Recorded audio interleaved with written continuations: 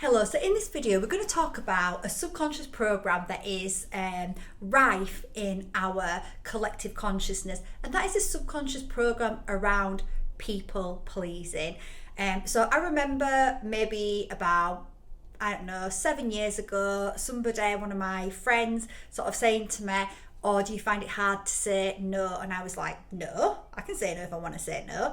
I couldn't even recognise in myself at that point that actually a lot of the time I did say yes and really I meant no, because there was a subconscious program going on that was out of my consciousness that was driving me to want to please other people so that I could feel valued, so that I could feel lovable, so that I could feel like I mattered, and I didn't even realise it was there.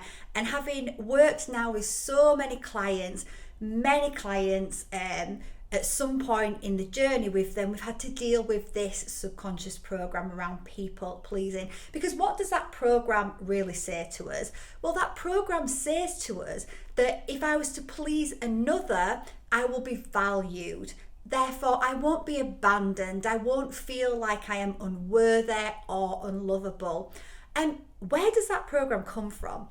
Well, it comes from our childhoods. It comes from conditioning. It comes from the fact that we are often rewarded when we please an adult. And when we don't please an adult, we are often punished, or we're made to feel that we're not good enough, we haven't done something right. And that might not be the intention of the adult. Often that's not the intention. Sometimes it is, but often that's not the intention. But as a child, that's how we interpret it. We start to be rewarded when we do what adults want, and we start to be punished when we don't do what adults want. So it's deep rooted within us that we want to please people. And also, there is also the fact that often children feel responsible for adults' happiness. So if a parent figure is unhappy, is struggling in life, is depressed, is sad, stressed, whatever that is, often as a child we feel helpless. We feel that we want to make that person happy. We feel responsible for their happiness. And so that also creates and deep roots in that people pleasing subconscious belief. But is it really true? What is the truth about that belief? If I please another, I will be valued. I will feel worthy. I will not be abandoned. Well, the truth is that is an inversion. It's actually the opposite. Actually, by pleasing another, we actually are telling ourselves that we do not matter. We are communicating to ourselves that we are not worthy, we are not important, we are not lovable, because we are putting somebody else's worthiness, someone else's consciousness above our own. So I want you to actually think about flipping that program. What if that program was to say, if I please myself and put my needs as a priority, I not only show myself that I matter, that I am valuable, but I give others permission to do the same. Now, what that does is it shows ourselves that we matter, that we are important, that we are lovable, that our needs matter, because that is the truth.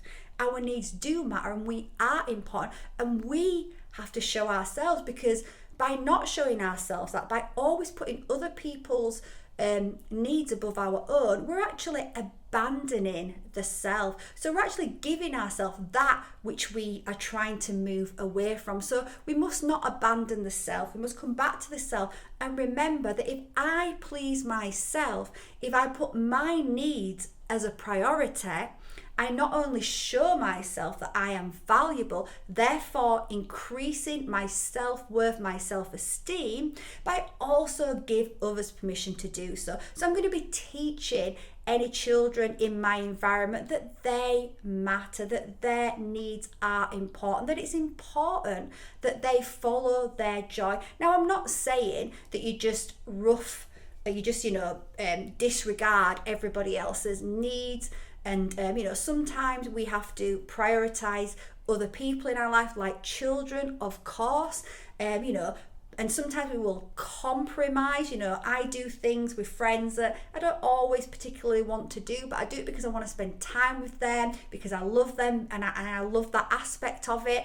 And this activity that I'm doing, it might not be something I truly want to do, but it's also not roughshotting over my needs and my priorities. So we have to balance that up. I'm really talking about here when we really put our needs at the bottom, because when we do that as well, not only does it tell ourselves that we don't have self-worth, it lowers our self-esteem, but that energy ripples out and impacts everybody. When we show ourselves and value our needs as a priority, it lifts our self-worth, our self-esteem.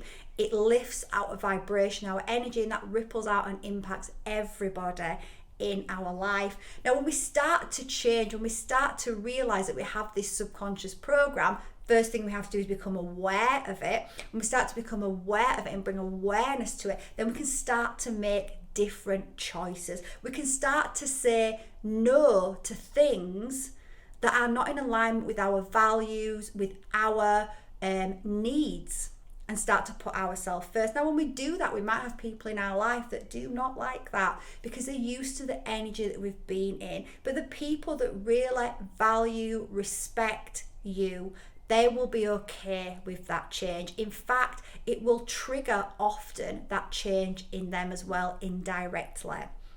So I hope that gives you a new perspective on people pleasing, on how actually it does the opposite of what we were programmed to believe it did. And as we start to flip that perspective and change that perspective on it and put our needs as a priority, how that not only uplifts you and gives you more fulfillment, more joy in life, more connection to the authentic self, but it also impacts the whole collective consciousness and the upliftment of the whole planet, and it starts to change those fear-based, guilt-based, shame-based programs that we've all been subjected to during our childhoods, and what often many adults still carry with them today. It is a process. It takes some courage to start taking back your power and changing these programs, but every day gives you an opportunity to practice it. So really think about it this week. Really think about when you're asked to do something, is that for your highest good? Is it in alignment with your values, your needs? And if it's not, then say no and put yourself first. And you don't have to make an excuse as to why you're saying no. Just say no and practice that. And the more you do it, the easier it will be. Okay, thank you.